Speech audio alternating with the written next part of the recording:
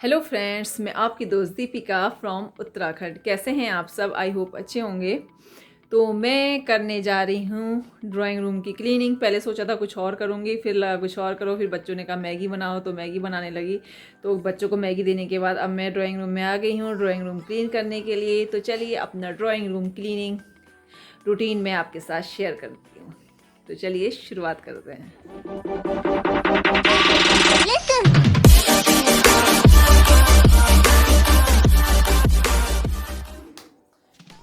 अब मैं कर रही हूँ ड्राइंग रूम का शोकेस साफ। बच्चों को मैंने मैगी बना के दे दी है। मैंने बच्चों से कहा भैया अपने दोस्तों को अपने साथ ही खिलाओ, मैं अलग अलग बंटवारा नहीं करने वाली हूँ। मैं बर्तन मांजते थक जाती, दिन भर बर्तन कितना, मतलब मैं बर्तन मांजूं। तो मैंने कहा मैं शोकेस साफ कर रही हूँ, जाने के दिन पास आ जाएंगे, पता भी नहीं चलेगा कि कब जाने के दिन आ गए। तो मैंने कहा धीरे धीरे करके ही सफाई निपटती है, क्योंकि फिर थोड़ी देर में खाने बनाने का टाइम हो जाएगा। फिर थोड़ी देर में बच्चे कहेंगे मम्मी भूख लग रही है। तो फिर बस ऐसे ही थोड़ा थोड़ा करके मैं सफाई करती रहती हूँ। आज सुबह से ऐसे मैंने कोई सफाई नहीं करी, बस खाना वाना ही का काम करा। फिर थोड़ा सा बाजार चली गई थी। एक्चुअली कल हिमाद्री का जो मोबाइल था वो हिमाद्री से गिर गया और उसका फोल्डर उड़ गया। तो मैं मार्केट गई। थोड़ा मेरी जो पैरों की टोज हैं उनमें पेन हो रहा है, तो मैंने कहा पैदल ही जाती हूँ। फिर मैंने मेडिकल स्टोर वाले से ही पूछा, तो उन्होंने कहा लग रहा है आपने प्रोटीन ज़्यादा खा लिया है और आपका यूरिक एसिड बढ़ गया है। तो अब ब्लड टेस्ट कराऊंगी, देखती हूँ किडनी क्या हाल है। फिर उसके हिसाब से डॉक्टर से ट्रीटमेंट चलेगा और दालें वगैरह बंद करनी पड़ेगी। कोई तो आज मैंने भी खाती है, अब सच में मुझे बंद ही करना पड़ेगा, क्योंकि मैं बहुत परेशान हूँ। दर्द से मुझे चलने में तकलीफ हो रही है। तो परहेज अब करूँगी नहीं, करना पड़ेगा और ये बच्चे बहुत छोटे हैं। तो बस अब शोकेस साफ करती हूँ और उसके बाद दूसरे रूम का करूँगी। इतना कर लूँगी, अगर मन करा तो उन दो कमरों का जो ऊपर की स्लैब है वो टेबल में चढ़ के साफ कर लूँगी।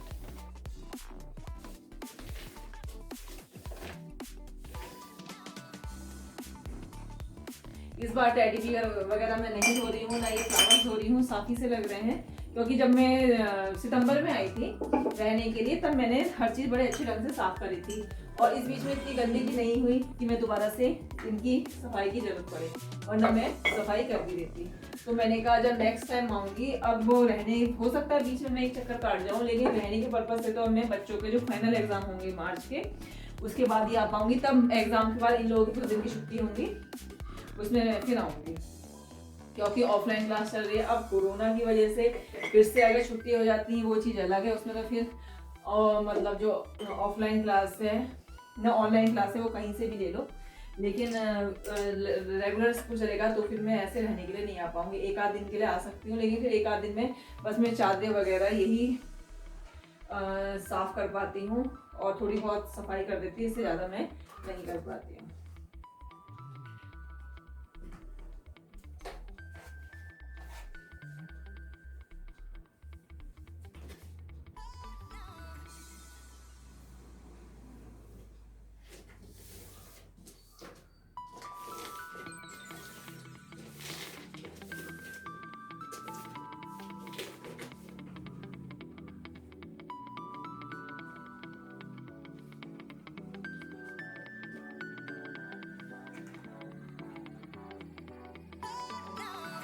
ये हिमाद्री की छोटी छोटी डॉल्स हैं।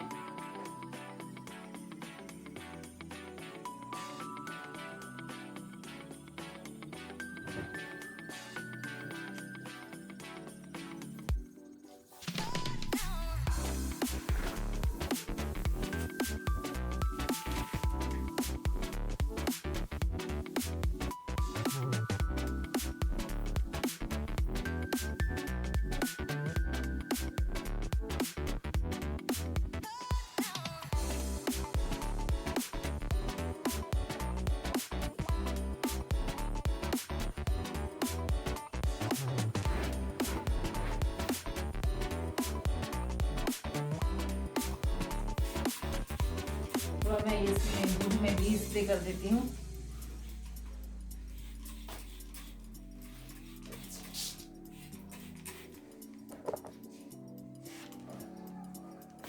ये कॉर्नर में थोड़ा सा फ्लावर्स में मैं स्प्रे कर देती हूँ, जिससे कि ज़रा फ्रेश फ्रेश से फील हो फूल फ्लावर्स। थोड़ी गंदे की जो डस्ट होती है वो अच्छे से साफ़ हो जाती है। मेरा कॉलिन का ये बोतल है, इसमें पानी भर देती हूँ और इनसे स्प्रे कर देती हूँ अच्छे से। सीलन बहुत आ रही है ऊपर। एक्चुअली हमने बाथरूम में काम कराया था, लेकिन वो सक्सेसफुल नहीं हुआ। जब मम्मी बीमार पड़ी थी पिछले साल, लगभग हमने 25-30 हज़ार लगाए थे और बाथरूम की सीट वगैरह तोड़ी थी और नाली में भी रिपेयरिंग, मतलब नाली भी दोबारा बनाई थी, लेकिन वो सक्सेसफुल नहीं हो पाई, बल्कि और ज़्यादा सीलन आ गई। अब इस समय तो इतनी नहीं आ रही, लेकिन जो पानी विंटर में सोख लिया था उसकी वजह से बहुत ख़राब हो गया है। अब यही सोच रहे हैं कि बाद में पूरे बाथरूम पड़ के तोड़ करके दोबारा से ही बनाने पड़ेंगे, तब जाके ये प्रॉब्लम सॉल्व होगी। फ़िलहाल तो नहीं कर रहे हैं, लेकिन कुछ दिनों बाद या गर्मियों तक सोचेंगे, क्योंकि वरना ये बहुत ख़राब हो जाएगा। बैठक में भी काफ़ी ऊपर सीलन आ गई है।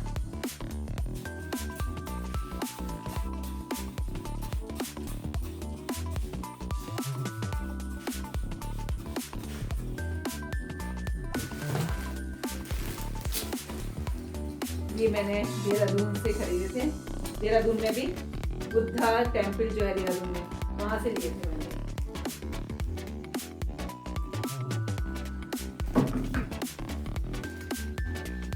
फायर गर्ल का ये भी बुद्धा टेम्पल के।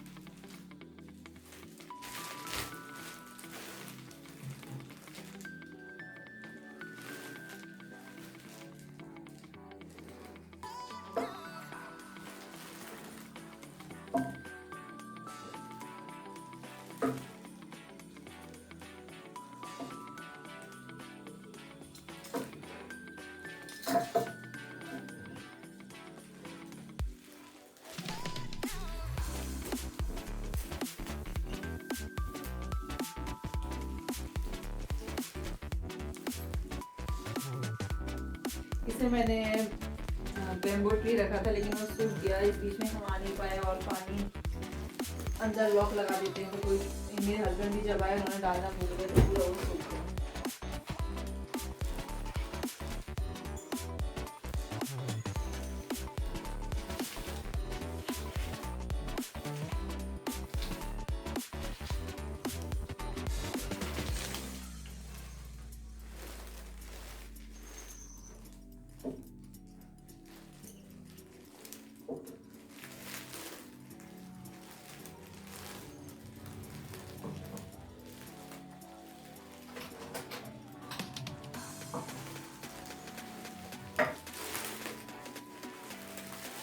जो ये फोटो फ्रेम है, ये मेरे भाई सिद्धार्थ ने, मतलब मौसी के जो बेटे हैं सिद्धार्थ सन्नू ने मुझे दिया था राखी में। बड़ा संभाल के रखा है। ये मैंने फ़ोटो लगा रखी है जब मैं थी 24 की, और हरिद्वार में मनसा देवी या चंडी देवी घूमने गए थे, तो वहाँ जो रूप पे है उसकी फ़ोटो है ये।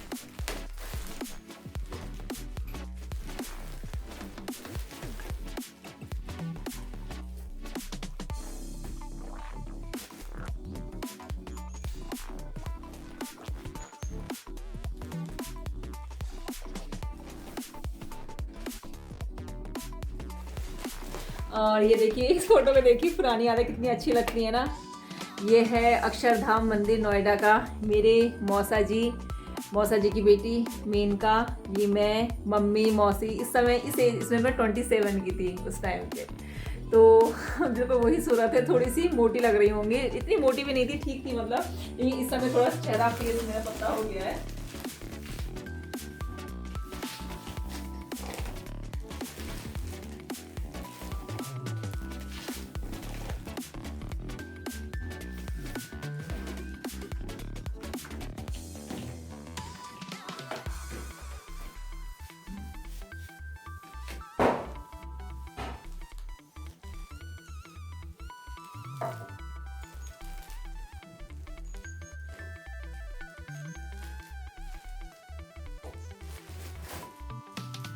ये कुशन्स मेरी दीदी की लड़की है प्रभा, उसने मुझे बनाने सिखाए थे, तो मैंने उससे मतलब सीखे थे और फिर बनाए थे।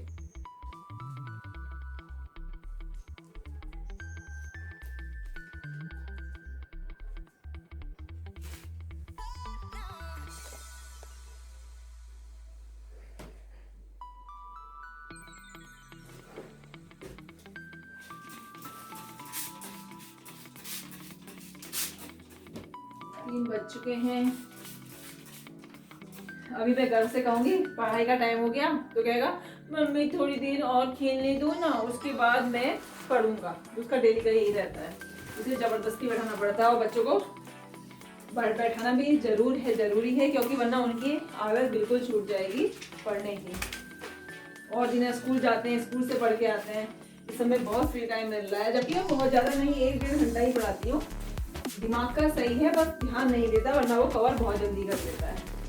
अगर हिमाद्री की और गर्व की तुलना करूँ तो गर्व ज़्यादा अच्छा है पढ़ने में शुरू से ही। और हिमाद्री या तो उसकी समझ में नहीं आता कि मैं स्कूल जाती हूँ, या उसने स्टार्टिंग स्कूल से नहीं हो पाई उसकी, वरना गर्व ही ज़्यादा अच्छा है पढ़ने में। अब देखते हैं, क्या पता हिमाद्री बाद में अच्छी निकल जाए, लेकिन फिलहाल तो जो कैचिंग पावर है वो गर्व ज़्यादा अच्छी है।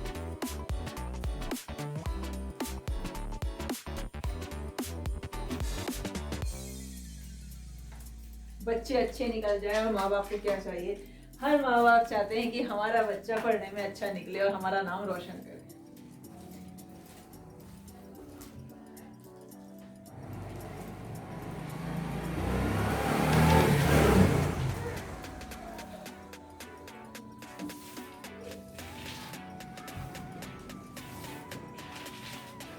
बस ऑलमोस्ट ड्राइंग रूम मेरी क्लीन पूरी हो चुकी है, क्योंकि ये मैंने बेडशीट वगैरह पहले ही साफ़ कर दी थी और सब धो दिए थे।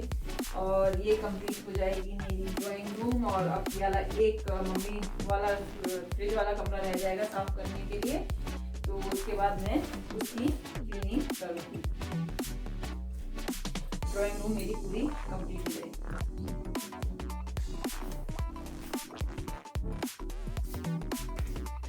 ये देखिए हमारी शादी की जो वीडियो सीडी होती है ना, उसका कवर कैसी लग रही थी मैं छुट्टियाँ में जूड़ा बना था। और ये है हमारी बीएड की, जो हमारा टूर गया था बीएड में, उसकी फ़ोटो है। मेरी सहेली मैना पिथौरागढ़ साइड की थी, और प्रेमा भाभी मैरिड थी हैं, तो वहाँ की हम लोगों ने फ़ोटो खींची थी। हमारा टूर गया था एजुकेशनल, बद्रीनाथ, केदारनाथ, तुंगनाथ और गोपीनाथ, तो बड़ा अच्छा लगा था। तो 7 दिन का टूर गया था, हम सब इकट्ठे गए थे, तो बड़ा मज़ा आया था उस टूर में।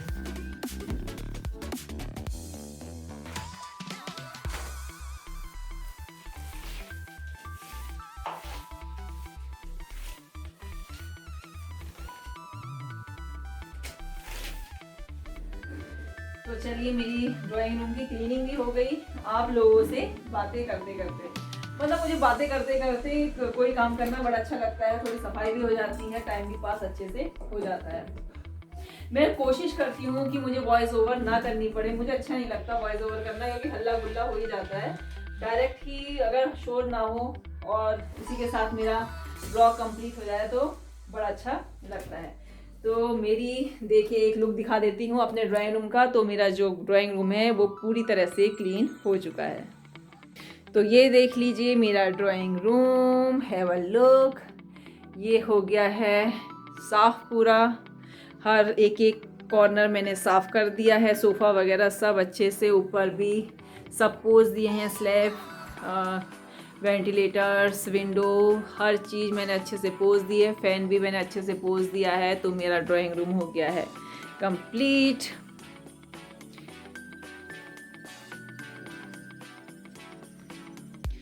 तो चलिए इसी के साथ मैं अपने वीडियो का एंड कर रही हूँ। ये था मेरा ड्राइंग रूम क्लीनिंग व्लॉग। तो फिर मिलती हूँ किसी नेक्स्ट वीडियो में, तब तक के नमस्कार एंड बाय बाय।